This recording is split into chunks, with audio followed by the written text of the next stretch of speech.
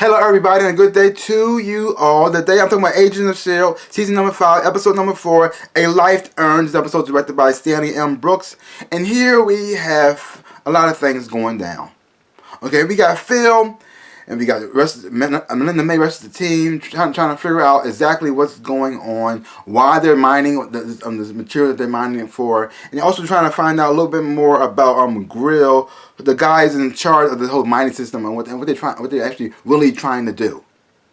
And they get some answers here and here as well. Then you have Grill, who gives a side mission to Mac to pretty much take care of a guy who he says owes him something. So he stole something from him, and he wants it back, and so therefore he sends Mac to take care of it, because Mac is big. I mean, Mac is the big guy. I mean, he looks like a superhero. So he sends Mac after him to take him out, or beat him up if he has to. But Mac doesn't want to do it. But because he had this mission there on, he gets Phil pretty much says you gotta do what you gotta do because for now, so we can get the information that we need so we can move forward.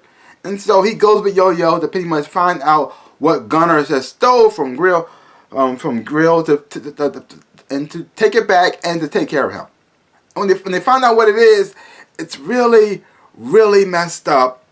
Yeah, and it affects Mac in a very bad way because he's still trying to get over the fact what happened to him inside of that computer world that he's never really fully gotten over yet. And you see that as being explored here too. Then you have Daisy and you have Gemma and you have Deke or Deck. And Gemma's being captured by Cassius, who's one of the part of the Kree, who's in charge of this whole operation. And he puts a device in her head, in her ear, to make her go deaf. And she only hears when he allows her to hear. Other than that, she doesn't hear anything. And so, since they discover Daisy as well, who, according to them, is the destroyer of the world.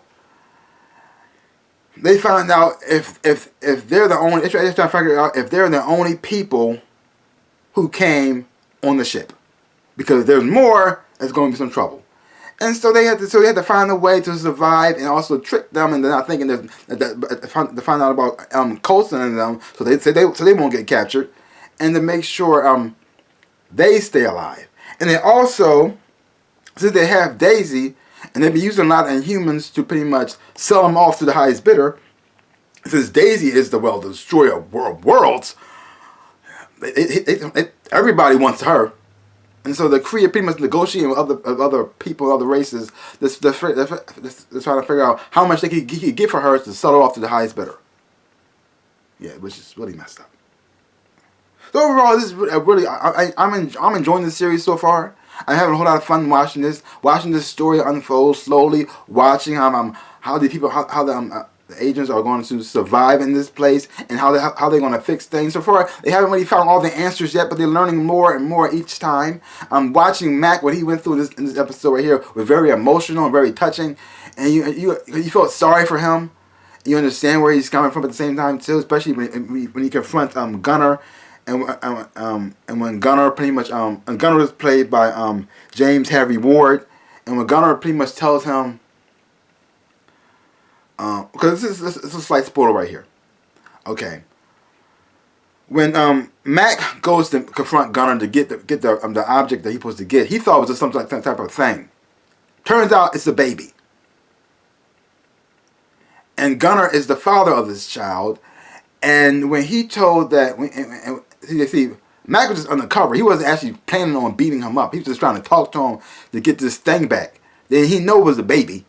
And when the guy found, so he thinks that Mac knows what it is, and when he pretty much tells him that he's an evil person and that he shouldn't deserve to be a father, it triggers something in Mac because the thing is though, Mac lost 2 children in a way. One girl, he lost 1 child, but he lost her twice. First he lost her in the real world, and then he lost her again in the fake world. So he the real world he lost her earlier on, so he didn't really get to know her.